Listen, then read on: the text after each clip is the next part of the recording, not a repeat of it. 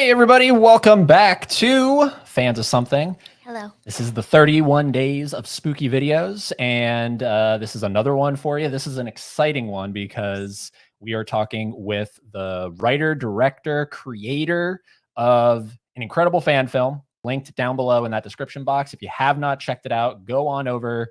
Do yourself a favor. Seriously, do yourself a favor. Go on over to the Horror Show channel. Check out Dylan's new nightmare. It's free. It's free. And we're going to be having Cecil Laird on in just a second. Stay right there. We're coming right back.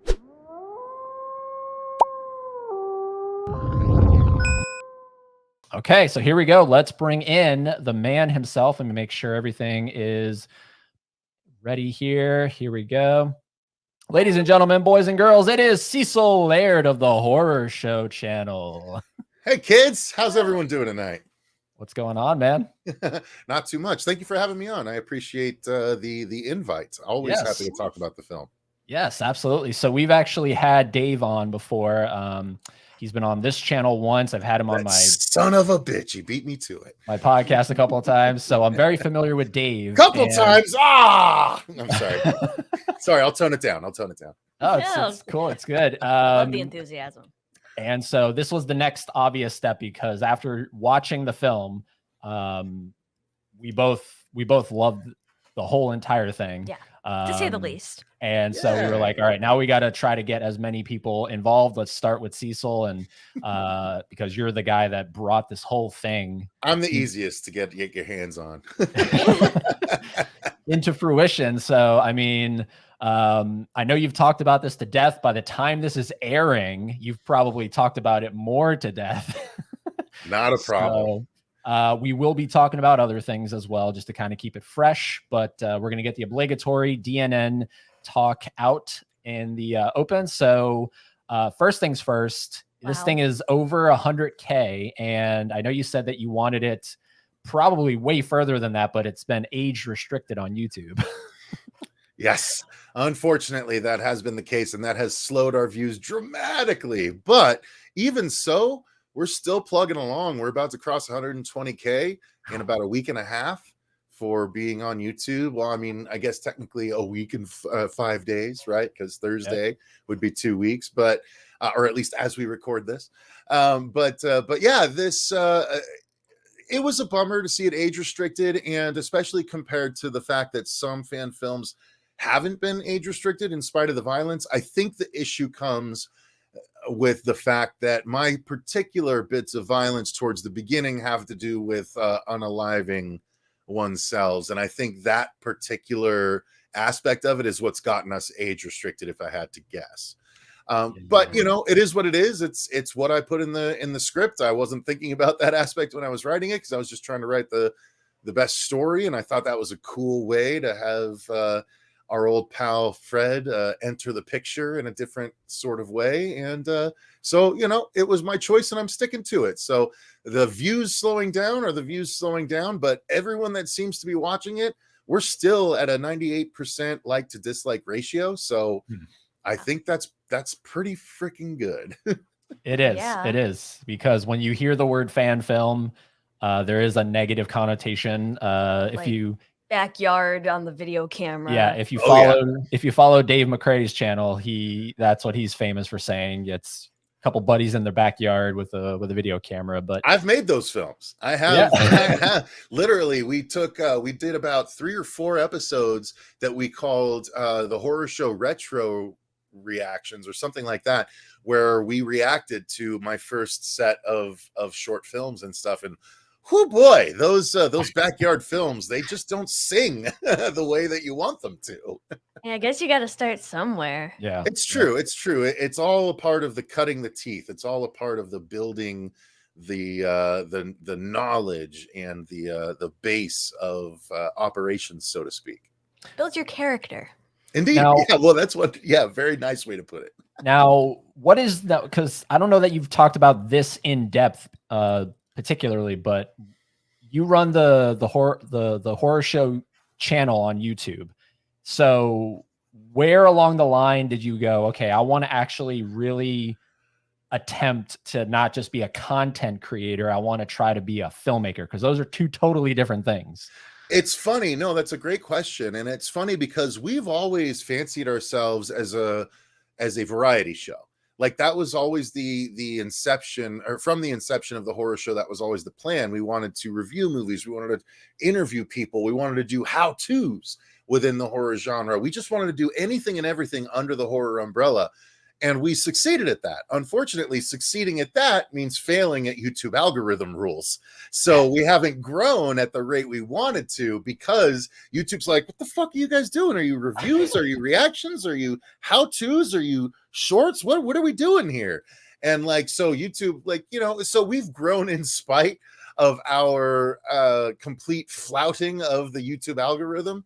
But you know, the whole thing when we decided to do an actual like legitimate fan film, here's the interesting twist to that, right? So what inspired me most to make Dylan's New Nightmare was Never Hike Alone, when we reviewed that on the channel back when it came out in 2017. The funny, like, there's a lot of funny bits to this whole Dylan's New Nightmare thing. What I like to describe it as is a series of wouldn't it be cool ifs that continued to happen. And like, so we reviewed Never Hike Alone on our channel. And then the next year, Mad Monster Arizona 2018, Vince and a friend of his, Renee Rivas, were at Mad Monster Arizona, and they didn't have a place to stay one night. And I met them, and he's like, oh, you did a review of Never Hike Alone. We appreciate that. Thank you. And we got to know each other, had some drinks, bullshitted. And I was like, dude, just come crash at my place. So they came and crashed at my place after Mad Monster Arizona. And so that kind of ingratiated me to Vin a little bit. And so the next year at Mad Monster, I had already interviewed Miko. Like, there's a whole long story to this, and I don't want to jump into other questions that might be there. But Vin made Never Hike Alone in 2017, and I saw the quality that could be attained with fan films. And so I was like, well, if I'm going to make a fan film, what do I want to make? And my two favorite slashers are Freddy and Chucky. Chucky, oh my God, that's way too complicated to process and way too expensive to do the puppeteering and make sure it's good and all that. The guys that did Charles, I loved Charles. So like, power to them for being able to stick to it with that. But even they ran into issues, including an actual cease and desist from the people because of the Chucky TV series that was coming out. Oh, wow. Now, we didn't have to deal with that. And we had actually made, so Vince's Never Hike Alone came out in 2017. We made a fan film in 2016 without realizing that it was, you know, fan film, in as much as that was the new sort of term that was being bandied about, right? So we made a film called Sweet. It was a 9-minute short film based on the American Vampire comic book series that went for like 60, 70 issues, that was co-created by Scott Snyder and Stephen King. And one of my co-hosts for the horror show did a cosplay of Skinner Sweet, the main American vampire. And so I was like, oh, I saw his cosplay when I was introduced to him. I was like, are you Skinner Sweet? He's like, yeah, nobody knows that I'm Skinner Sweet. I was like, dude, that cosplay is awesome. I should write we should do a short about that. And he's like, yeah. And then like, so we started in 2014. I met him in, I think, 2015, and we decided to do it. So we made the film in 2016. We like rented out a Western town locally, because I'm in Arizona, so they're readily available. And we made Sweet for less than $2,000. And it's a 9-minute short film with vampires and transformations and gore effects and practical effects and all this stuff. And it was so much fun. I realized, like, when we made this channel, we made it to do all the stuff within the horror genre. But what I've realized is the creative side of things is way more interesting to me. When we did our comedy shorts, like, we did horror comedy bits for the first month, like the first couple seasons. We have like 8 horror comedy shorts, and then I've sporadically done them ever since. And that's what kind of separates our channel, is the fact that we don't just do reviews and trailer reactions like a million other channels. We do a lot of creative stuff and artist interviews and event coverage and stuff like that. So that's the variety that YouTube punishes us for, but it's also what is our sort of heart when it comes to this kind of stuff, right? We want to gather all the horror fans under our umbrella and feature them. and also show them what we can do creatively. And so over time, I've realized that the comedy sketches and the horror shorts are where my heart's at. So once Never Hike Alone came out, we had already made our short, but I was like, let's do it so we can get some attention. I've written 3 full-length features of different varieties, 1 horror, 1 sci-fi thriller, 1 kids horror, and you know, I was like, okay, how can I get to the point of making those? Well, let's get some attention on me as a filmmaker by doing a fan film, just like Vince has, and I'll do Freddy, and I'll be smart about it, and I'll tell Vince my idea. Again, circling back, forgive me for having such a long answer to this. No one's asked me this particular question. So, yeah, the next year after he crashed on my couch, Mad Monster Arizona, the next year of Mad Monster Arizona. So Mad Monster has a couple of events, right? They have Mad Monster North Carolina in February, and then Mad Monster Arizona in the summer.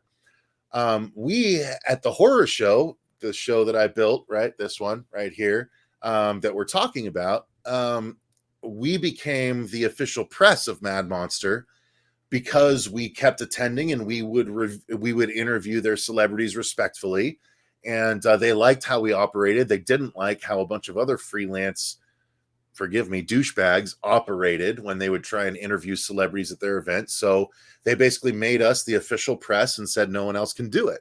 And so because of that, we covered Mad Monster North Carolina in 2019, and Miko Hughes was going to be there. And so I was like, well, I want to do a Freddy fan film. My way in, because Miko Hughes is right there, is what would happen if we did a sequel to Wes Craven's New Nightmare. That was always one of my favorite entries, if not my favorite entry in the franchise. I'll be honest, I always liked Dream Warriors as my number 1 for many, many years. But after making Dylan's New Nightmare and all the things that led up to it, I have decided that New Nightmare is my favorite entry in the Freddy franchise. But I loved it enough that I was like, that's my way in. I have a story follow-up, and if Miko's interested, bringing the character back again, Halloween 2018 had happened, and I was like, oh, that's kind of a thing. And Vin brought back Tom Matthews even before that in the previous year. So the idea had been proven, and I was like, well, if Miko's interested, great. And so at Mad Monster North Carolina in February, I interviewed him. Again, we were the official press for Mad Monster, and one of my questions was just, hey, if someone came to you with a script like, I don't know, Dylan's New Nightmare, would you read it? You know, with the popularity of fan films. And he said, yeah, you know, I'd at least give it a look. And I was like, okay, cool. And I moved on to the next question. And then 4 months later, he came to Mad Monster Arizona. And since I knew that was going to happen, I took that time to write that script. And Vin was coming back to Mad Monster again to promote Never Hike Alone and sell some Blu-rays and stuff. So I wrote the script in the interim, and when I came to the event, I talked to Vin, and I was like, hey, this is my idea. I want to approach Miko, and let's do this. And Vin liked my script enough to be like, okay, well, let's see what we can do here. And Vin was willing to go up to Miko to I was like, hey, can you walk up with me with a copy of Never Hike Alone when I hand Miko the script to sort of give credence to what we're doing, right? Lend that credibility. Like, look at the quality we can actually do. And so we did that, and Miko was like, oh, cool, I've heard about this, you know, Never Hike Alone. And he's like, yeah, I'll read the script on the plane ride home, you know. And this was Friday of a 3-day convention. I was like, great, thank you, you know. And I was like, oh, cool. And then that night, Friday night, there was a few events at Mad Monster, including, you know, like the Madam Monster pageant and the costume contest and things like that. And so we were recording these again as the Mad Monster official press. And during the burlesque event, Miko came up and like started talking to me while the music's blaring and the girls are dancing. And I'm recording it, right? Again, for the Mad Monster website, not for lecherous purposes. But Miko was like, hey. And I was like, hey, Miko, what's going on? He's like, hey, this is pretty cool, right? And I was like, yeah, pretty cool, you know? And he was like, uh-huh. And he just like stood there for a minute, and I kept recording, and then he like walked away. And I was like, wow, that was cool. You know, like Miko came up to me and said hi while we were doing this. And then after the event, right, everyone was clearing out of the room, and I'm pulling down the camera and everything. And Miko came up. He's like, "Hey," I was like, "Hey, Miko, what's going on?" He's like, "Hey, you didn't hear me, did you?" And I was like, "Oh, I guess not. I'm sorry. The music was really loud. I thought you were just saying, hey, cool, right?" And he's just like, "No, I said I read your script and I really liked it." And I was like, "Oh shit, really?" And I like almost doubled over. I was like, "Oh my God, okay, awesome." And he's like, "Yeah, no, I think it's an idea worth exploring." And like that was the beginning of it all. So that's a really long way to answer your question. No, But completely in depth. it's all good. So there's That's no awesome. so there's no footage of you recording that and him like it far off in the distance over loudness telling you he likes the script. You know what? Actually, I don't think so, because we were to the side of the camera. We weren't like in view of the camera. But there is the footage of me asking him those questions from Man Monster, North Carolina, and I slipped that one question in.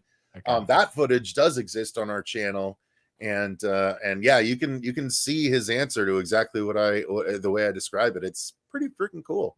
Yeah, no, That's it's awesome. And in case anyone doesn't know who Miko Hughes is, he is right here. This is Miko Hughes. You probably know him from a bunch of the 80s and 90s films that he appeared in. He was also on Full House and all that stuff. So he's taken a bit of a break from acting, but this is like you said, 20 hopefully years. only 20 years. But this is hopefully going to be the comeback that he wants, you want, everybody wants, because I mean, first of all, he did a great job with the very limited time, the way Dave did a great job. Everybody with the very limited time that you had because of the budget reasons and all this stuff, he did a great job. And I know that you're talking about maybe let's do another part, but let's hopefully fundraise the whole thing. So that way we can knock out the whole thing. Cause I remember you in one of your live streams, you were like, I don't know if I have 4 or 5 more in me. Yeah. If it takes like 10 years total, Exactly. I mean, shit, Miko will be a whole different age bracket. We'll all be a whole different age bracket if we do that. No, and Vin managed to do that, right? He made Never Hike Alone, then he made Never Hike in the Snow, and both of those did well enough. He had 3 more iterations, 3 more parts of the story to do that were meant to be crowdfunded individually, but because of the goodwill that he had built over the first 2 productions, he was able to raise the funds to make the final 3 parts as a full-length feature. So that's the model that I'm trying to go with. If we can get enough of a reaction with Dylan's New Nightmare to justify that, where we can crowdfund the, hundreds of thousands of dollars that we would need. Again, we made this for like 60, and it came out great. Like it looks to us, right? We're a little biased, but to me, it looks like a Hollywood made production. And in order to do that, we need to raise the appropriate amount of funds. And it's a Freddy movie, not a Jason movie, right? Which involves inherently usually a higher budget because of the dream sequences and the craziness that Freddy has access to power wise compared to Jason. And he's just a big brawler with a lot of strength. So we would need to raise like probably $400,000 to $500,000 to make the remainder of the story in one full piece. But I mean, either we do that or we have to do it over 3 to 4 more installments, and it just takes a really long time. So that's why it's like either we raise the funds to do it correctly, one and done, or we don't do it. And this kind of lives as its own thing. But I think the response has been such that we're leaning towards trying to eventually launch that crowdfunding campaign. The other issue is that I have 3 different ways the story can go depending on what we have access to going forward. So we need to figure that out before I know which way to go with the actual script. Once we have the script, we can start figuring out the campaign and all of that good stuff. But yeah, the goal is to be able to do the whole thing in one fell swoop, like you said, instead of multiple parts. Because we honestly, I just don't got time for that. I love how passionate you are about this, and even so much so as to like you wouldn't sort of cheapen your story. Like you have those options that you can go with, that you would like, you're really involved with this project that you've created, and I respect that like a lot. Now, I the appreciate interesting that. thing about, because I've seen New Nightmare, you have not. Oh wow, And okay. Two different so perspectives. And I when call myself a horror guru, right? and so when it dropped on the day it dropped, and I was like, all right, I want to watch this so that, you know, I can, because I'm on Letterboxd and I like to write reviews and everything, and I wanted to get this out on, because I noticed that it had, like, you know, now I'm sure on Letterboxd it's kind of taken off, but I I haven't wanted to even kind of, checked, but I was surprised at how many reviews we had a few days afterwards. I was like, I didn't yeah. even think about checking Letterboxd. Yeah, yep. So I was like, all right, let's do this. And I think that's when we realized you hadn't even seen New Nightmare. And I was like, this might actually be interesting for you to kind of check out Dylan's New Nightmare first. And then if you like it, go back. Yeah. And that's the prequel, Next is a you know, prequel. now it's a prequel. So yeah, that's the, But like, as somebody who's seen it, well, yeah, I mean, the from top to bottom, I mean, Dave McRae is a class act. You know, just getting to know him personally and seeing him here, I mean, he totally disappeared. And man, and sorry, he said that like his voice like was like 80-90% his, like that was yeah, very, very little altering on. Very little. Mm-hmm. Now, so when it comes to that, how involved were you? Believe it or I mean, it's probably very easy to believe. Dave's the pro, right? Dave's the professional. He's the voice actor by trade. So I consider myself what I like to say is a smart filmmaker, where I hire the right people and I let them do their jobs. And Dave wanted to make sure that his Freddy sounded as good as it could sound. And so he literally took the files of the whole movie, and he ultimately, and this is something I don't think we've said before anywhere, so, you know, a little bit of exclusive for you here. The entirety of Dave's dialogue is 80 yard. He did it all again and just matched it up and synced it up and did it such a good job that we were able to fold it into the movie and no one would be the wiser. And he is really smart and talented when it comes to that. So making sure that you know, he wanted to take ownership of the Freddy lines, so I didn't have to do a whole lot. He was like, hey, can I take a look, and you know, I think I might be able to improve, and I'll do new takes of what I need to do new takes of. And then eventually he was just like, yeah, I just did it all again and I think it works really well. And I listened to it. I was like, yeah, dude, I totally agree. So Wow. yeah, it's just a matter of letting people do what they know how to do best. Like, that's directing is a very collaborative job. You know, I have to have all the answers, but I have to be smart enough to delegate and let people do what I hired them to do. And Right. that's what I did. I let us all shine. You know what I mean?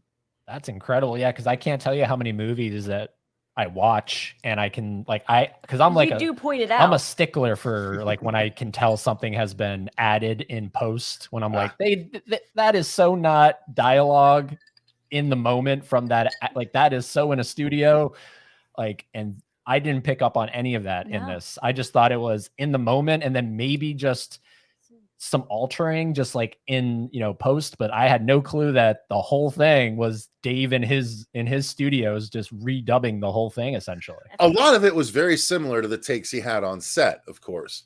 But he knows enough that he wants to make sure he sounds consistent through the whole thing.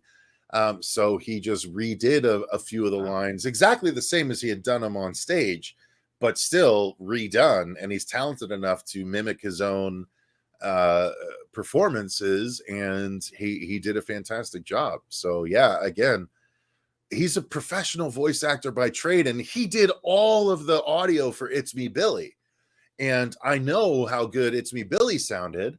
And so now, like, for the next one, like, you know, our audio guys for this film were amazing. They did such a good job building the atmosphere, folding in the sound and everything. But next time around, I really want to bring Dave in on that, because I I really love the work that he does, and this is just another example of it. That's the thing. Nobody would know that all of Freddy's lines are completely ADR'd in this, but they are. And it's just because Dave wanted to make sure everything sounded as good as it possibly could. Oops, sorry. Yeah. Wow. Wake up. Yeah. Gotta medicate my cat. Sorry. It's okay. That's just in case you fall asleep. No, not at all. No, literally, if I don't do this, then I'll forget his medication, and it's not good. It's not healthy for the boy. What kind of cat do you have? I have 2 cats, actually. I have a orange and white tabby that is scared of literally everything, and then I have a straight black cat, and she's a sweetheart. But we have 2. Oh, look at that! Yeah, we have awesome. Yeah, we have 4 cats total in the household because we have a couple families living here currently. Just because things are crazy. But yeah, like my cats are a giant orange and white cat that is scared of everything. So I've literally started him on Prozac to try and chill him out so he doesn't just pee all over the house all the time. But yeah, my little black cat, so it's Rose and Thorn. So those are my 2 cats. That's cool. That's neat. That's neat. Yeah, that's clever. So behind you there on your left, but I guess it's our left, but you're right. Yeah. Is that from the film, or is that just like Trick or Treat Studios? No, it absolutely is. This is the Freddy hat from the film, and this is one of the 4 prosthetics that Nora Hewitt did. So this is a 7-piece prosthetic. Wow. That when she pulled it off, she managed to pull it off as one piece. Basically, it's just, of course, got this towards the back. But we have 4 different prosthetics. These are all actually available on the Indiegogo campaign as collector's items because there's only 4 of them. But you know, I think we're going to bring more attention to Dylan's New Nightmare here through October. So you know, maybe they'll move a little bit faster there. But yeah, this is legitimately one of the masks that Dave McRae wore on our 3 days of filming with Freddy there. That's insane. Now, how long did that take to get him in the costume? Yep. And there's the bend that Dave put in the hat. Yep, Dave did that. Yep, exactly. Yep. So it took them about 5.5 to 6 hours day 1, but eventually by day 3 they were down to like 4.5 hours. That's crazy. Yeah, that's amazing. What's amazing about that is that it's intact. Because like when I think of taking makeup off, I think of something like Jim Carrey as the Grinch. Yeah, yeah. I know exactly what you're talking about. No, I don't know where they are. They're probably in the closet at this point. But we have a box of all of the Freddy heads.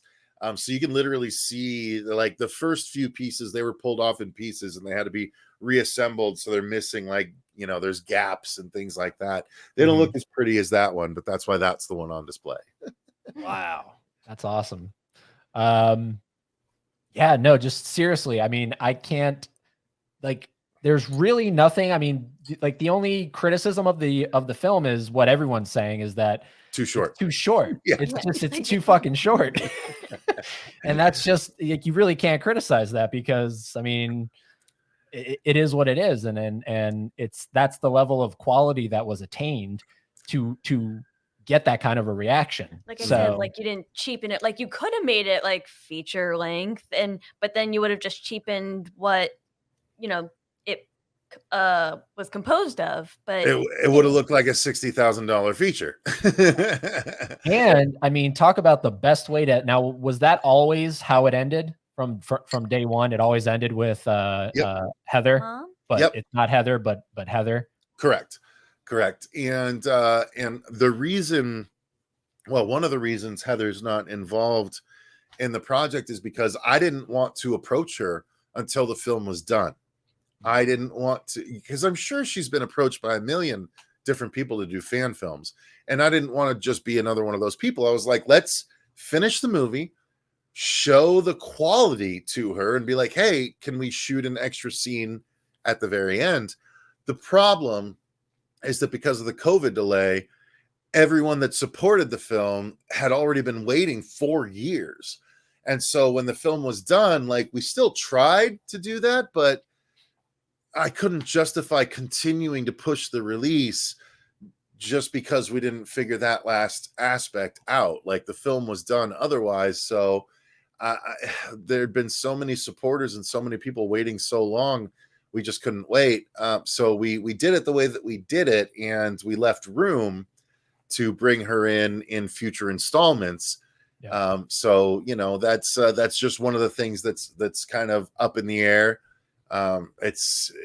We haven't even broached the subject with her yet, so it's one of those things that we're planning on it, but we want to make sure we do it correctly. Now, the other thing about it is, I know when you were at this most recent Mad Monster, where you world premiered the film, even though it wasn't the finished film, it was Right. There was, like you said, 17 different little changes or something. Exactly. Oh, wow, look at you paying attention. So, but what I find interesting is, I know you met Robert. There's that really awesome photo of you, Miko, Yes. Vince, Dave, everybody with Robert. We had that on display over here. I don't know where you moved that shit.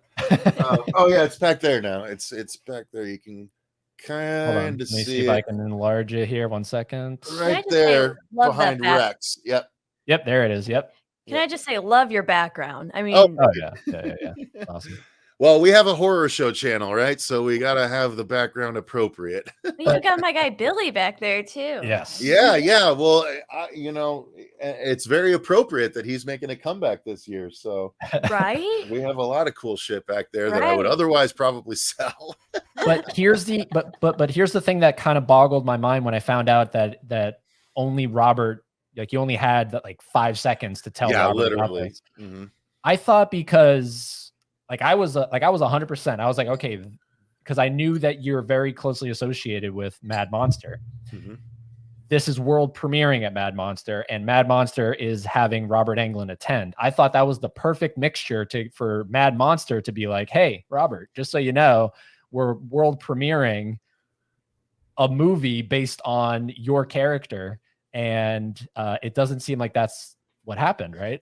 Well, I think they did eventually tell him, because what we found out was that they were excited to do the premiere, but so originally we had planned to put Dave into the Freddy makeup on Saturday, so he could be Freddy all day long for attendees and everyone on the floor and all that stuff. But what we heard was certain guests preferred that we did not have Dave in the Freddy makeup or Vince in the Ghost Jason makeup during the floor hours. And both Robert Englund and Kane Hodder were in attendance. So I'm not sure which celebrities or which guests might have said that, but I can take a guess, right? Because what we were putting out was not cosplay level. It was professional film level. So what they ultimately agreed to was to let us put Dave into the makeup so that it was ready for our premiere once the floor closed at 11 o'clock. So that's why at 7 we started putting him in the makeup behind the table, and people could walk by and see Dave being put into the makeup by Nora and her wife. And you know, it was a really good time. But yeah, so that's kind of why everything went down the way that it went down. Do you think Robert ultimately would appreciate something like this, or do you think he would if he gave it a chance? Yeah. He did not come to the screening, but you know, again, the screening happened at 11:30 after the floor closed at 11, and so Miko and I did get a chance to speak with him outside of the photo op on the last day of the event after it closed. Robert and Lance Hendrickson were having some drinks at the bar. They had a handler that was shooing people away, but you know, we tried to be smart about it, because you know, it was Miko and I, and Miko wanted to try and talk to him about it too. So Miko wandered over, and because Miko was a guest, he was able to get in front of him, and he beckoned me over at one point, and I like ran over. That's trying so to cool. keep my cool and stuff, and we talked to him very briefly about the project. But he was already sort of in his place hanging out with Lance and stuff. So I don't know how much of it actually registered and things like that. So he hasn't actually seen the film yet, to my knowledge. I'm sure other people have brought it up at conventions and stuff at this point, but you know, I don't know what he thinks about it if he's seen it yet. Now, there might be some things in the offing, perhaps happening in October, that I might be able to get a more definitive answer regarding that. But until that happens, for now, I'm sort of in the dark as to what Robert thinks about the film. Now, we have heard some word back from some of the other people that have worked on past Nightmare on Elm Street franchises or films. One in particular that we actually name drop in the film that not a lot of people notice, but that particular person that we name drop has gotten in contact and said that they love the film. They think it's fantastic. And if I may just drop this, because this is a really sweet thing to see in an email. Said, it was truly terrific. It captures the style, the feel, and the direction that was forever lost when Wes died. And I was like, holy fuck. And that's from someone that was involved in most of the Nightmare films. And so that was really fucking cool to see. And we'll see, we'll see what happens as a result, but it's that alone kind of makes the whole journey sort of worth it in a way. You know what I mean? That's like an honor. It really is.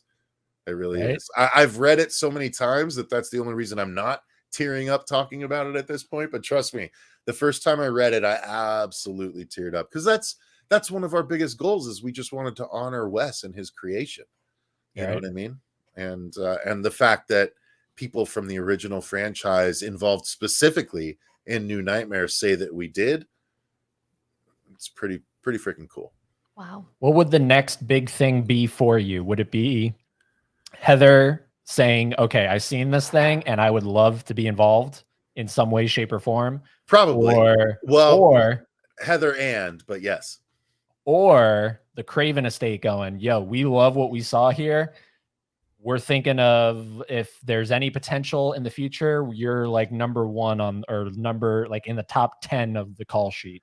So I think that between those two, the second one, but I think that both of them would be intertwined.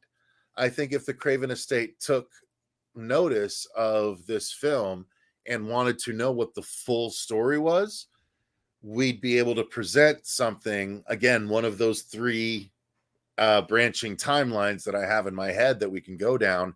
If it's number one and we're able to do what we really want to do, that would essentially be the preeminent send-off of two big, like the two biggest characters from Nightmare on Elm Street. If we can do that and we can get into get in front of the right people to pitch that story, wonderful. I think that this film might be hopefully getting us that direction, but I would say the Craven estate taking notice and giving us the chance to pitch the full idea, because quite frankly, that would bring in option number 2, would bring in option number 1, and the option number 3 that you haven't even asked about yet, that everyone is curious about, the Robert of it all, right? So, well, see, that's the interesting thing is because he would only have, like, if it's still in the new Nightmare universe, he's playing himself. Yes, right? He is. And that would be I would think that would be weird for him to be in a movie where Dave McRae's playing Freddy. Would it be weird for him, or would it be an appropriate way to pass the torch? Because keep in mind, not only could Robert play himself, but if the scene was right, Robert could also play his version of Freddy versus our version of Freddy. Oh, okay. And Freddy versus Freddy. And wouldn't that be interesting? Because again, Dave's Freddy is the entity Freddy. Correct. And the entity Freddy is the Freddy that can go forward into other films. It doesn't have to be Robert, because the entity can be, the entity was credited as itself in Wes Craven's New Nightmare. If you look in the credits, it says Freddy Krueger himself. So the entity, like, I will say, like, I don't know that I've ever mentioned this particular aspect to it, but I have an idea for the whole story that could essentially Doctor Who Freddy Krueger, where a new person could take on the form of Freddy when it was time at, you know, and it would make sense. See, That's cool. because that is something I picked up on in the scene where the doctor that is helping Miko, she's encountering the entity, and she says Freddy, and Freddy says sometimes. That was a nice detail that I picked up on, that I was like, ooh, that's really cool. Like, that's a nice, because I know, like, if you know the mythology of this, you know that this, like you said, is not the one that we're familiar with in those first, what, 6 films? Well, it is and it isn't. So I have a read on Wes Craven's New Nightmare where when Wes explains everything, he says there's an ancient evil and the Nightmare movies tapped into it and captured it. And so to me, the entity was Freddy in all of the films. Okay. It just grew. This was the first time it was represented as Freddy. And Wes even says it's grown to like the form of Freddy. So now it's Freddy and it's trying to break into our world. So that's what the plot was of Wes Craven's New Nightmare. So to me, the entity was always Freddy in every one of the installments. We just didn't know that until Wes Craven's New Nightmare. Gotcha. That's my read. That's my read. Hey, you're the bigger fan of this whole thing than I am. I am so casual about it, but I love it still. So I take your word on it. But I just love that detail where it's sometimes. Yeah, no, and you know what's funny about that? Actually, just to give you a little BTS that I haven't said anywhere else. You're getting a lot of little details. You're bringing up good questions. That's making me think of stuff. Hey, he's got a soundboard. I love it. Fuck, I need to get a soundboard. I've wanted a soundboard for years. No, but so that there was actually, that was one of the original. We had 2 jokes, 2 what I considered Freddy jokes, right, that were in the script that we ended up not shooting because we were like, well, Dave has fostered a much scarier Freddy than I think these jokes would allow. Now, granted, the jokes originally were such that it wasn't meant to be, haha, jokey, Nightmare 6, Freddy's dead jokes. I'll get you, my pretty, and your little soul too, right? It's not that. It was Freddy saying something that was so fucked up that you couldn't help but laugh at it. And so it's just like, he's just being evil, but it's funny to us because it's like, no one's that evil, but Freddy's that evil, right? So that's kind of the funny thing that ended up happening, where we were on set and the idea was this, right? So you've seen the film, he cuts her arm off, right? And she says, Freddy, originally the line was, that's right, Doc. And then he looks at her arm and goes, or left, as the case may be. So that was the original thing. And so my goal was not to make it stupid like that. It was going to be like, or left, as the case may be. You know, make it like evil, like fucked up. Like he's just taunting her. So that was one of the jokes that I nixed on set because it didn't feel like it was in line with what Dave had created for the film. It felt a little too jokey. And so when we were on set, I was like, okay, if we're going to cut that, then what's the line after Freddy? And I'm like, well, it's the entity. Let's go with fucking sometimes. And so we played that out, and sometimes just works really well. But that's literally the reason why it became sometimes instead of a joke. That's awesome. Wow. That's so cool. What's the takeaway from the film for you? Because How do you mean? I'm kind of talking like the whole thing right now. Like I'm just taking the reins on this because I'm. How do you mean? Like what is your takeaway of the film? Well, seeing like how you created this and everybody that went into creating this, as an aspiring filmmaker like myself, that's what I'm in school for. That's what I'm trying to be in, particularly in the horror genre as well. Seeing, the level of quality that you can achieve just by having people in the community help you through it. Like, it's very inspiring. Like, it's very much like, because we've been watching, Dave talk about this to no end, like on the lead up to it happening, and then you see it actually like on your screen, like witness it, and it's like, wow, like, and this isn't even like professional, like as in like you're making money from it, like it's being in like on the big silver screen, like, but it's pretty damn close. And like, I mean, you would fool me if you said like that this was like an extra short, like on the Blu-ray special features, like of New Night of Wes Craven's New Nightmare. I Like, love that. like I like honestly in awe, like speechless. I'm not even trying to like, like I'm not trying to like fluff you up or anything. It's like seriously, like seeing something like this is like, wow. Like, Thank you. And you've only seen, how many Nightmare films have you seen? like the first couple. That's it? Yeah. If you do watch New Nightmare, if you were willing to arrange it, if you watch New Nightmare and then rewatch DNN afterwards, I would love to watch that reaction. Like that would be really fucking cool to see. Just as such a person that's kind of new to the mythology of New Nightmare and stuff. As long as you've watched 1 and 3, you can understand New Nightmare and all the in jokes and stuff like that. But thank you, I appreciate that. And realistically, it just speaks to gathering the right team, right? That's what I kind of have resorted to.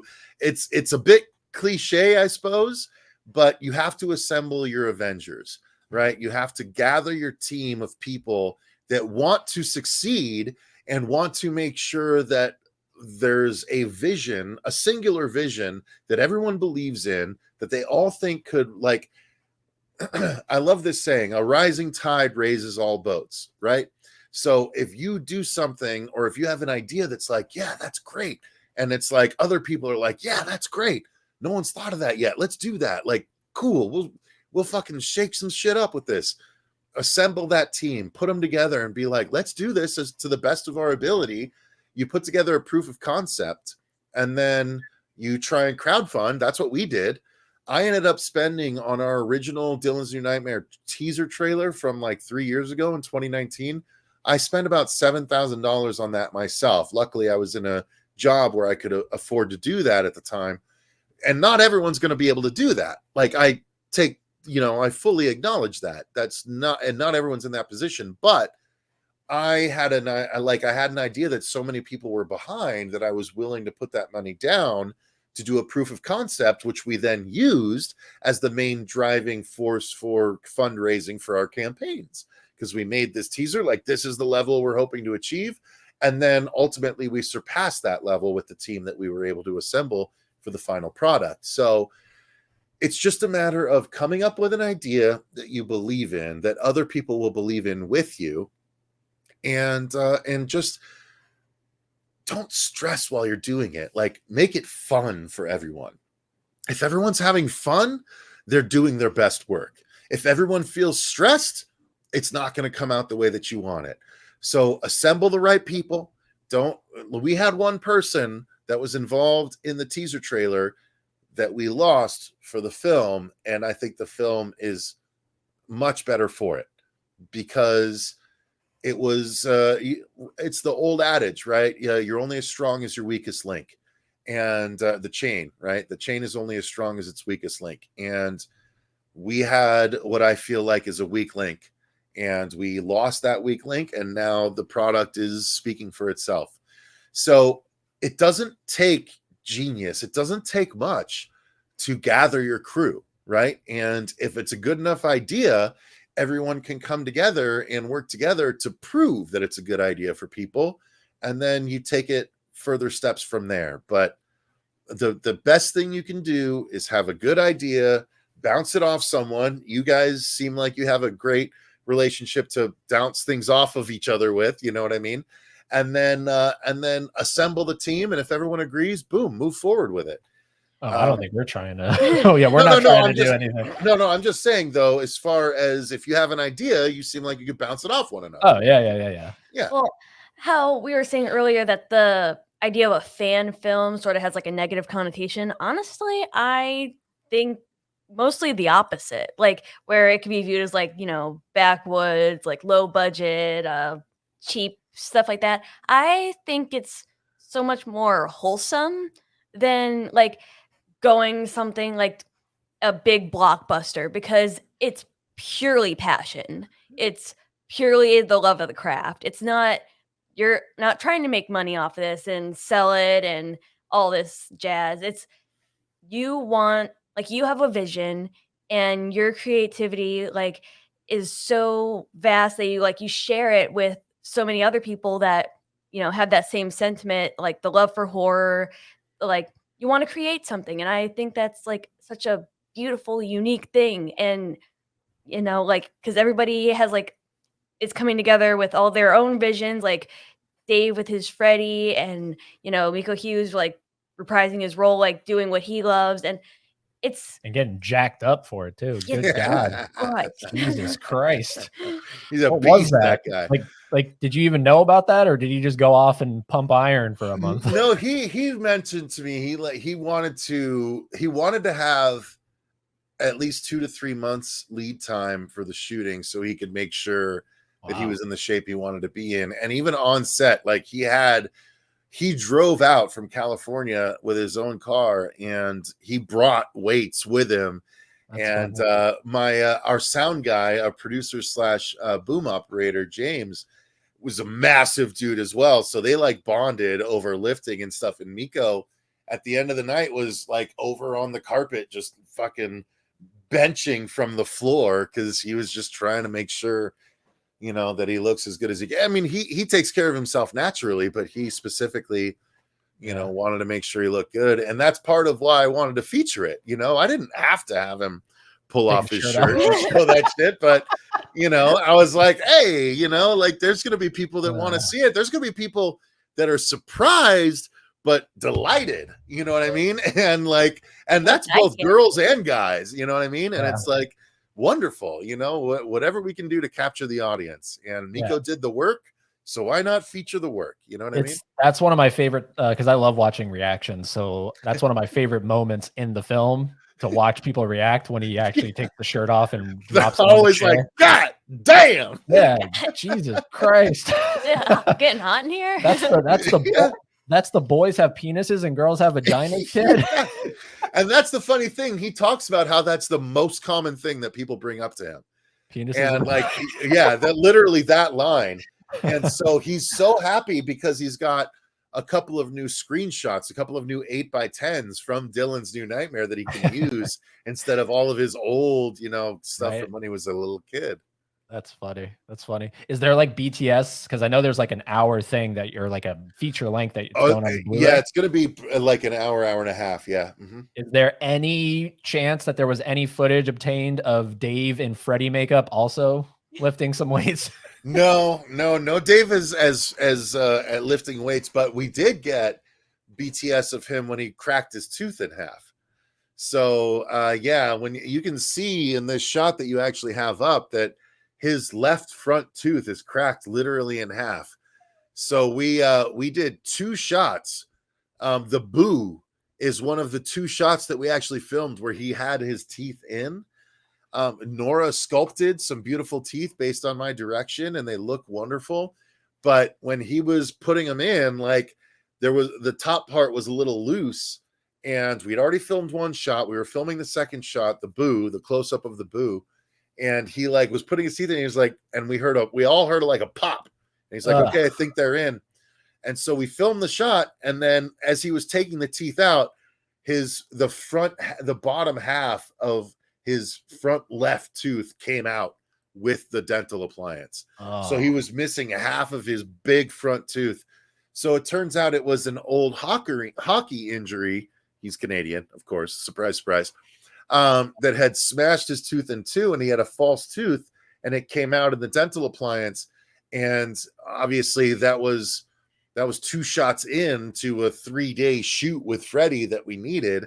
And so it was shocking, and he had to kind of like take a break and just like gather himself and make sure he was okay. And ultimately he was willing to go, half toothless for the entire 5 days, and it actually worked with Freddy because it looked, we dinged up the rest of the teeth, and one missing tooth only helped with the visage.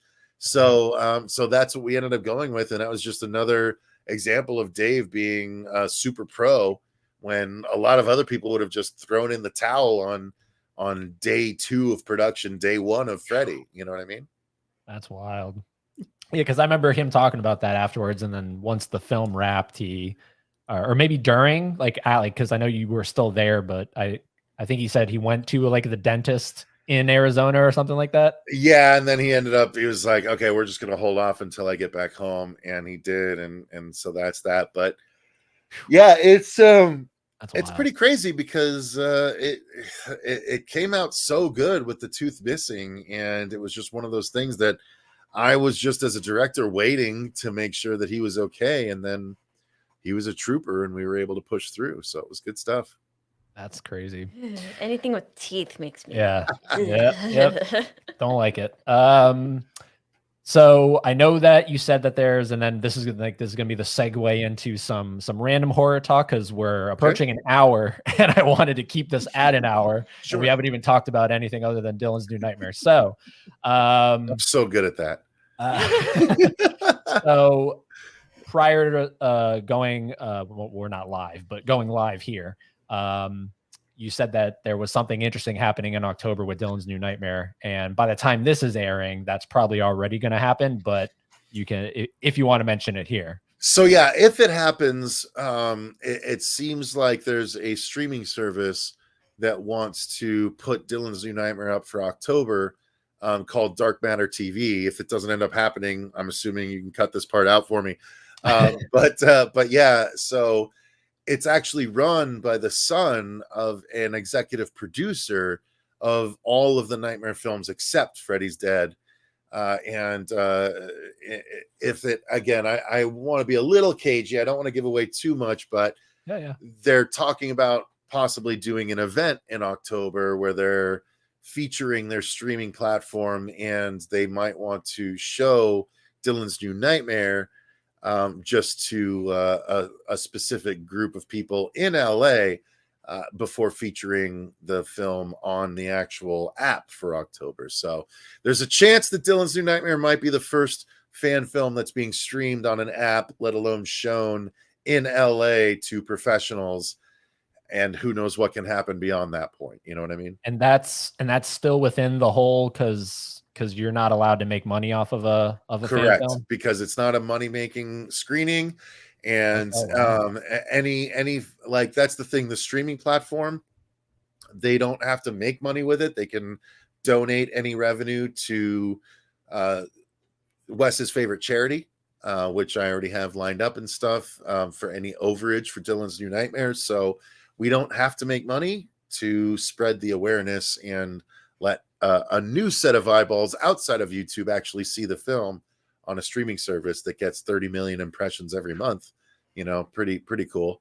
Heck yeah. Wow. So we'll see. But, ultimately, if the event happens that we're hoping to happen, and we're able to make connections with people that we want to make connections with, then who knows what might happen going forward. That's as much as I can say now, but we are, I like to take what Kevin Smith has said in the past, and I like to maintain a reasonable degree of unreasonability when it comes to what might happen.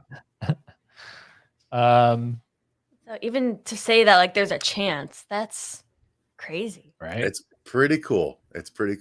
But look, I mean, either way, if nothing else comes from this, if it just, outside of the in October streaming, if it's, YouTube is the home, and then it just keeps racking up views, it's going to sit happily on a lot of people's shelves, with the Blu-ray, which I know you're shipping out in around December. Yep. Right? Q4. That's the plan.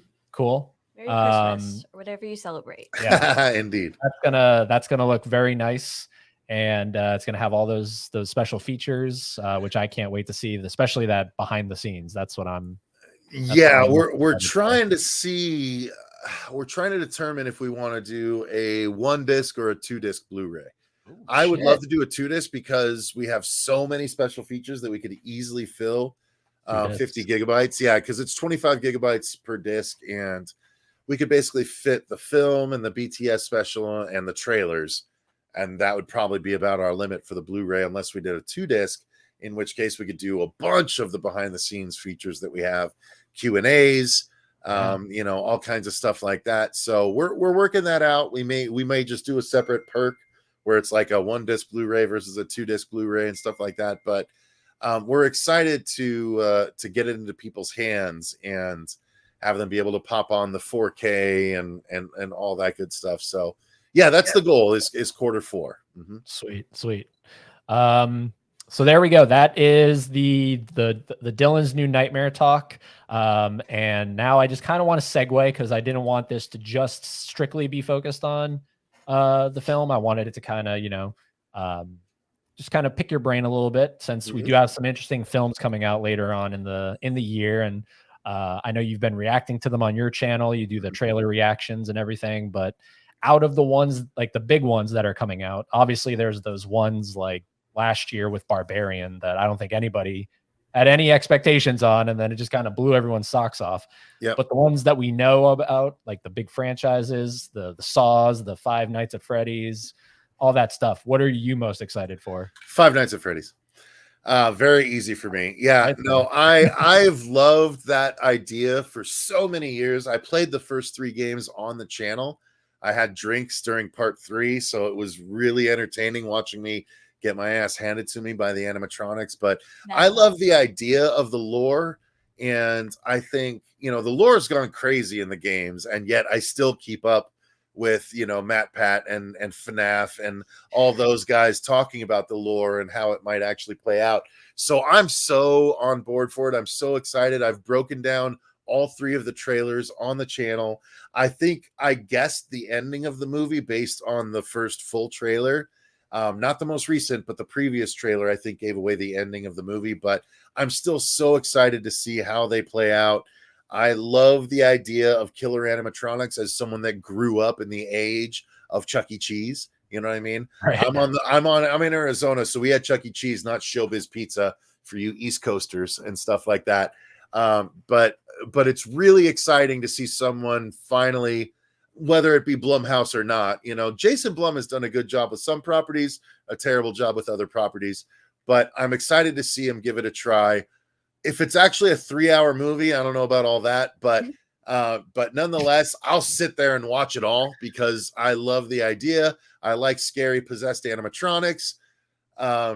They just can't go too over the top with their own additions, like saws on the inside of the animatronics, when that never happened in the games at all and doesn't make any sense, quite frankly. So if they do it right, I'll be very happy. If they fuck it up, I'll probably still enjoy it on some level because I'm very easy to please. Since you're in Arizona, are you gonna make your way to Universal, the behind the screens, and see the life size, like the actual costumes For Halloween Horror Nights? Yeah. Oh, do they actually have that out there? Yeah, they're featuring it now, I think. Okay, so if I go out for a particular event that might happen in October, then maybe I'll add an extra day. And just because I love going to Halloween Horror Nights. Oh, yeah. I skipped the last year because it started to feel very samey year after year.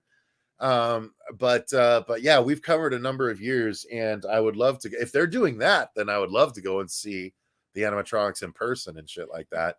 They're gonna be the costumes themselves, the real ones, are on display, and people are like picking at like all of the little details, like the fact that Foxy's eye patch like doesn't make sense, like realist, like in the games, but it wasn't modeled. It was just like a you know, image. So it's like, how, if it doesn't wrap around to his head, what does it do? And instead of, you know, just jumping the gun and making it wrap around his head, they just have it like duct taped to the back of his head. Yeah, And it's little shit like that. Like, so, and the fact that like they already signed Matthew Lillard signed the 3-movie deal. So oh, really? Okay. Yeah. I love that. I love that because it's funny when they announced Matthew Lillard, I tweeted, and I have this proof in my tweets. Because they announced him, they didn't announce who he was going to be. And I was like, oh, if Matthew Lillard's in this, he better play William Afton because his sort of crazy mania would be fucking great for William Afton, and then they announced he was going to play William Afton. I was like, yeah. Yeah. I want to know who's Nicolas Cage playing. Right. No, so it's funny you bring that up because Willy's Wonderland obviously made a ton of waves. And on my TikTok, Horror Show Cecil on TikTok, if anyone's interested, I cover horror comics primarily. So all the anything that's been a big horror property that has comics that people don't know about, I cover that on my TikTok. And I covered the 4-issue Willy's Wonderland prequel series, and it has blown away the views on any other TikTok. It's got like a couple 100,000 views, just me going through the Willy's Wonderland comic book series, because people are so hard up for Five Nights at Freddy's that they're fucking hitting up Willy's Wonderland going, you're not Five Nights, but you're close. You know what I mean?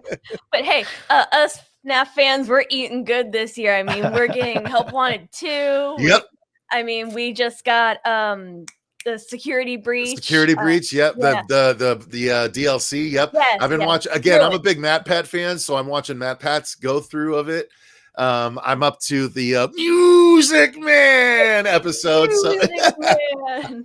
Oh yeah. Oh, so you haven't gotten to Ruin yet, I assume? No, well, he's going through. So he's up to the Music Man. It's like the 3rd episode of his Ruin walkthrough.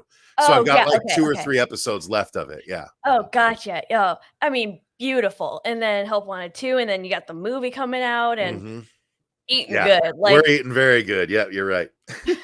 But they did miss the mark. We've been covering Halloween Horror Nights because we're actually going out to Hollywood this year for the first time. We've only ever done Orlando. Oh, okay. But they totally missed the mark on a house for Five Nights at Freddy's. They're not doing it. Guarantee they'll do it next year. Guaranteed they'll do it next year. Yeah. After this one, after it comes out this year and they see how well it does in spite of its quality, just because it's got the fan base that essentially FNAF is the Taylor Swift of the horror genre right now. Yes. Like for real. It's got that kind of popularity behind it, whether it's deserved or not, it's there. Yeah. Yep. Yeah. And I mean, I feel like because Blumhouse has the The Exorcist Believer on its plate as well. So they were like, which one are we picking here? And then they chose The Exorcist. Yeah. Well, David Gordon Green, no less, which, I liked Halloween 2018. Kills and Ends could have never been made, and I'd be completely happy. So we'll see what happens with the Exorcist movies. I'm not as attached. Well, not that I was really attached to Halloween. We'll see what happens. I have faith. The trailers for Believer, I'm enjoying, and I like the idea that, I'm somewhat enjoying the idea that they already have the next one, Deceiver, lined up for like the following year. And then the idea is that, the best idea that I saw was that the 3rd one will be called Redeemer. But who's to say? Yeah, Dream. I was thinking, because it was Believer, it was Deceiver, and then I was like, and the 3rd one's got to be just Lever. But yeah, Lever. Exactly. So, but I don't mind them bringing Chris back from the original. Like, again, as someone that brought Miko back, if they find a good way to give us a reason as to why Reagan's mom is back. And I love the fact that one of the fucking infected girls is like, you want to talk to Reagan? And I was like, yeah, bitch, dude, let's do that. Like, let's do want to talk to is Pazuzu? Are one of you Pazuzu? Because let's do it. You know what I mean? Great. I'm on board. I don't have these fucking hangups that so many, I hate to say it, but so many, stick up their butt nerds have. Like, I'm a nerd, but I'm an easygoing nerd. You know what I mean? I'm not like I gotta do it this way or else it's terrible. Like, what's the point of that? Your thing is still there. The books you like are still there. The original movies are still there. Let us have a chance at a good quality addition to that. If it's a movie that you don't like, great, never watch it again.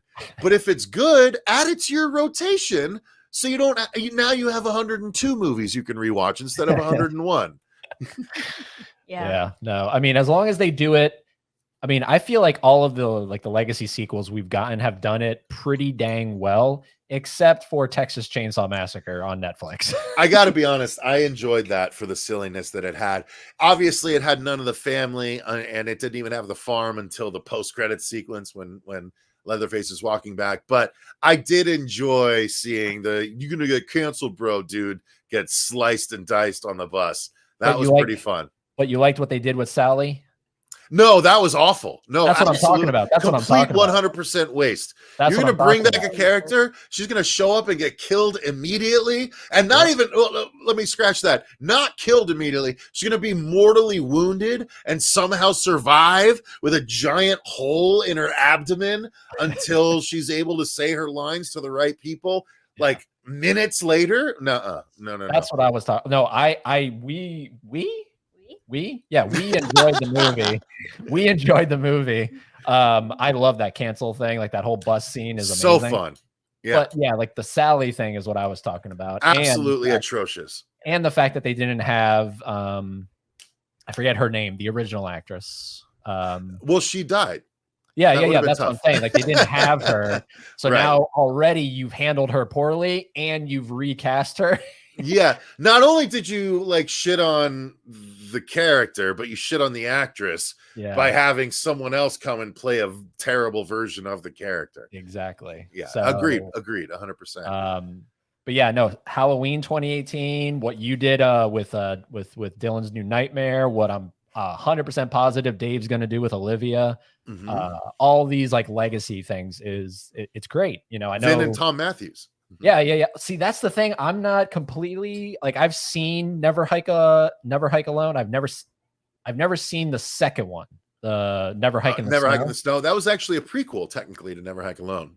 Okay, that one I still need to see, and then I obviously in October we're getting the sequel. Yep. Because I've never been a super big Jason guy. Like he's the one that's just sort of evade. Like I care about Freddy. I care about Michael. I care about even Billy behind you there. And yeah, no, I'm with you. Like, dude, the Saw movies are like, you got to respect the storytelling in the Saw movies. Yeah. And the fact that they all tie together in some way, shape, or form. It's sort of like the FNAF where it's like, there's so many, like, it's like that one meme of the guy, like with a web of strings. Yeah, Charlie like, Day from, Yes.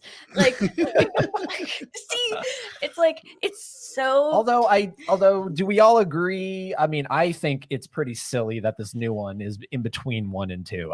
That's kind of 1.5. It's their Lion King 1.5. But that's kind of silly. Because I know what, like, I know that 2 takes place. So it's like. Wait, which franchise are we talking about? I've gotten Saw. Oh, right. Because this is like, this isn't a sequel. It's not a prequel. It's like an interquel. It's in between Saw 1 and 2. It's their Lion King 1.5. And it's just that's true. That's a little silly, guys. I agree. In so much as you can't get invested in the characters because you know what's going to happen to them, or at least the characters you know, right? Yeah. So I agree with that. Yeah, they're like, Shawnee Smith is coming back. I'm like, great. She's not going to die. Like, like we know that she's going to be okay because she has to do everything that happens in 2 and beyond. Right. But, let's be honest, when Tobin Bell was involved were when the best installments were going on. So bringing him back and letting him cook for a bit, cool. Let's do that. You know what I mean? I'm down. Like I'm a multiverse guy. Like I've been reading comics since Superman died at the end of 1992. And so I love the idea of alternate universes, alternate storylines, everything like that. And to me, like, this is it's just more like, again, I'd rather when people are like, they should just let this franchise die. There should be no more Nightmare on Elm Street movies because Robert can't do it anymore. And I'm like, Robert doesn't even want to see Freddy die because he can't play it. Like, why would you want the franchise to die just because it's not Robert anymore? Like, Robert was Freddy. No one knew Robert would be Freddy the way Robert was Freddy, but Robert was Freddy. There's very likely other actors out there that could do the same, if not a more interesting. Like, again, everyone thought that Jack Nicholson was going to be the only and best Joker ever was. And then Heath Ledger came along and everyone's like, he's going to be the best Joker that ever was. Then Joaquin Phoenix came along and everyone's like, he's a wonderful Joker. You know what I mean? It's like, it's the same thing. Like Jack Nicholson wouldn't have wanted to see the Joker character die just because he wasn't playing it anymore.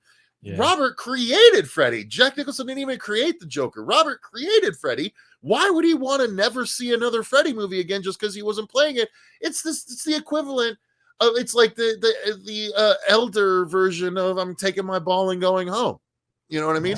No one else is ever going to play Freddy again because I'm not playing Freddy again. Fuck you all. You know, like no one wants that. The actor doesn't want that. So why would we, as Freddy fans, like want to be like, no one else can ever do it? It's just so obtuse to me. You know what I mean? Because like this isn't me like asking a rhetorical question. Was Robert supportive of Jackie Earle Haley? I don't know. You know, I don't know that answer for sure. I think ultimately he took the supportive approach as like, yeah, Jackie's doing a great job, you know, that kind of thing. It might have been that at most. I don't remember specifically, though, I'll be honest with you. Yeah, me neither. If anyone watching does know, let us know, because yes, please. Obviously he's the only other person officially canon-wise, I guess you could say, that's played the Freddy character. But correct. It's interesting because going back to your thing here, and then we're going to kind of wind it down. But going back to your idea about if we were to hypothetically have Robert in your next film, and then you can somehow put him against Dave, is the way you're envisioning it the way we saw in Goldberg's? Like in terms of in terms of look and everything, or? I mean, no. If possible, no. I mean, I wasn't a fan of the way that he looked in the Goldbergs. Okay. She doesn't know what I'm talking about. The show, the Goldbergs? The Goldbergs. Yeah, he appeared for an episode. Yeah, Freddie appeared for an episode. Mm-hmm. I mean, I know of the show. I just don't know it. Here, I'll pull it up. So my idea would allow for Robert to do it in a much cooler way than the Goldbergs allowed for him to do it. It's essentially a straight mano a mano fight, but Robert would be using a lot of his mind power, and Freddy would be much more, or our Freddy would be much more physical about it. But yeah, see, he's kind of looks like a goober. He's a thick boy now. Yeah. You know what I mean? Very thick. Look at him. Yeah. Yeah. It just doesn't. Even the shot of him and her, and he's just like smiling with his glove on his shoulder. He just about this. Yeah, exactly. Yeah, no, that. Yep. Like it's just like it's Goober, right? It's not Freddy. It's Goober. It is. It's not Freddy. It feels like a mockery. Like, and I get it. Like, I get it. He's limited and stuff. But look, there's a difference between a feature film budget and a TV budget. And I think there's a way to make sure that he looks cool and holds his own and doesn't come off as a sort of caricature of the character that he made popular. You know what I mean? Yeah. Mm-hmm. Yeah. That's what that looked like to me. It was caricature town. That's what it was. Yeah, that's what it was. I mean, it was a nice little, I don't know what you would even call that, but a nod? It is. I think he's okay with resting on the fact that Freddy versus Jason is he winks at the end, mm-hmm. and that's it. You know, like that's a good send off. I think for the canonical kind of. If thing. It has to be, then yes, I agree. I agree. I personally think that our full story would be a much better canonical send off that would allow him to play on both sides of things, and it would be a nice send off for Heather as well. Like we'll see what can happen, but yeah, it's our story would be a wonderful final story in the original continuity before they do a whole relaunch, which is inevitably going to happen anyway. Yeah. So it's just a way to give everyone a chance to say goodbye to the characters they love from the original series in a fun, interesting way, as opposed to not. Yep. I agree. And I gotta say that I forget her name, something Laser. Deandra. Deandra Laser, yeah. Man, the first time we watched the film, because I'm pretty familiar with how Heather sounds. Like I've watched the movies enough to know, what she, like, if I were to be blindfolded and someone play an audio clip, I'd go, yeah, I'm pretty sure that's Heather Langenkamp. So when I heard her on the phone, I was like, no way, they got Heather Langenkamp. What? I this whole time they were saying they never, they couldn't get her. Yep. I thought you 180'd my ass. And bait and switch. Yeah, like a little bait and switch. But she did a phenomenal job, because she sounds, and she has 2 lines, but she sounds amazing in those 2 lines. Well, the funny thing is, a lot of people don't realize that she was actually a part of a Freddy fan film in 2016 called Don't Fall Asleep, where they were telling the story of Nancy between Nightmare 1 and Nightmare 3. And she played Nancy in the fan film. And Heather actually did the voiceover for that fan film at the time. That was before Halloween 2018 had come out. And Heather saw the possibility of coming back, and thus made her a lot more choosy with her projects and things like that. So, but when they did it, Deandra did a wonderful job playing Nancy. And she played the Nancy from part 1 and the Nancy from part 3 after some events that went on in their short film. And I was like, well, let me reach out to her and see if she'd be interested. And she was not only interested, but more than happy and excited to do it, because New Nightmare is her favorite in the franchise. And she just did a wonderful job. I sent her some direction, obviously, and she sent me a bunch of takes, and I was able to choose my couple favorite takes. And man, yeah, you're right. She just sounds exactly like what we wanted to sound, which is just the concern, but the love, and the fact that it hasn't been there for many, many years for various reasons. And yeah, Deandra just did a wonderful job. So if that's all that we are able to do regarding the Heather character, and we have to pivot going forward, then, I don't mind that much, because Deandra is really fucking good at what she does as far as, playing the character. I literally stayed, because I always do, but I was purposely staying for the credits, because I was I gotta see and you want to see your name. And Heather Langenkamp. I wanted to see that pop up. I was like, yeah. And you wanted to see your name. Is that gonna happen? Well, no. That's the funny thing. I totally even forgot about that. And then the behind the scenes is going on as all those names are going up, and I totally remember. I was like, hold on, wait. I'm pretty sure I'm pretty sure I should be in here. So, but no, I personally was looking for Heather Langenkamp, so I have my fingers crossed that this is going to get enough traction. This is going to get enough notice that she's going to go, I have to do this. I'm not doing anything right now. Respectfully. She's just doing the convention circuit. That's good. Right. She did have Midnight Club last year, though. So that was pretty big for her. What's that? So that was Mike Flanagan's last show on Netflix.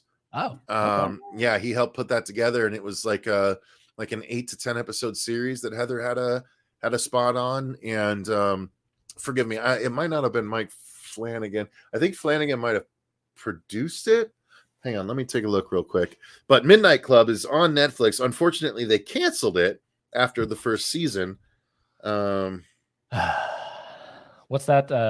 That's the case of what the heck was that? That flight show on NBC that everyone. Yeah, that it happens way too often nowadays. Actually, well, the sad part is that because it's a streaming service, there's no sort of guarantee of preservation, and they could just swipe the rug out from under your feet, and then it's gone forever.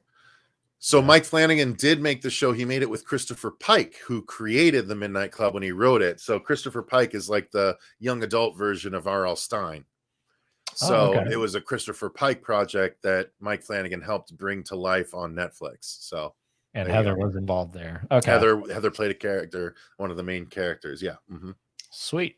So yeah, that's going to wrap it up here with Cecil Laird for this particular conversation. Although I speak for yourself as well, that I'm sure we would love to have Cecil back at some point. More 5 in, Nights at Freddy's in talk. some capacity. I don't know how that would be. Yeah, how hell yeah, we could do that. figure something out, but we loved having you on here, man. We only wanted to do under an hour and we went to an hour 24. So Sorry about that. Counting. I Hey, tend to be a little over talkative. it's all of us. It's all of us. So Do you see us complaining? No. Well, thank you very much for having me on, guys. It was actually a ton of fun.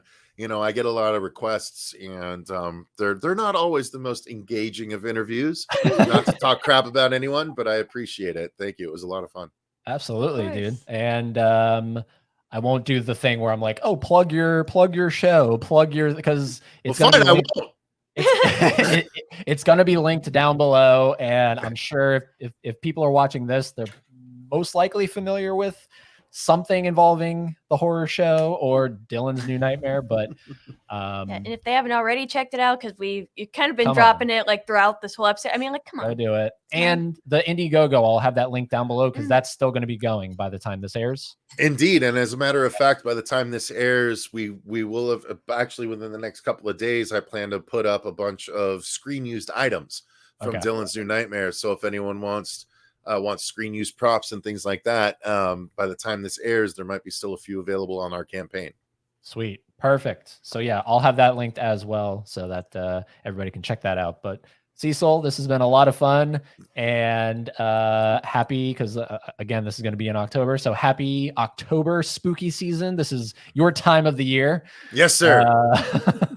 So this has been a lot of fun, and we will be back with another video tomorrow. So stay tuned for that. And as always, until we talk to you next time, he's been Cecil Laird. We've been us. He has his saying, which I will let him say. Stay scared, guys. And keep being fans of something.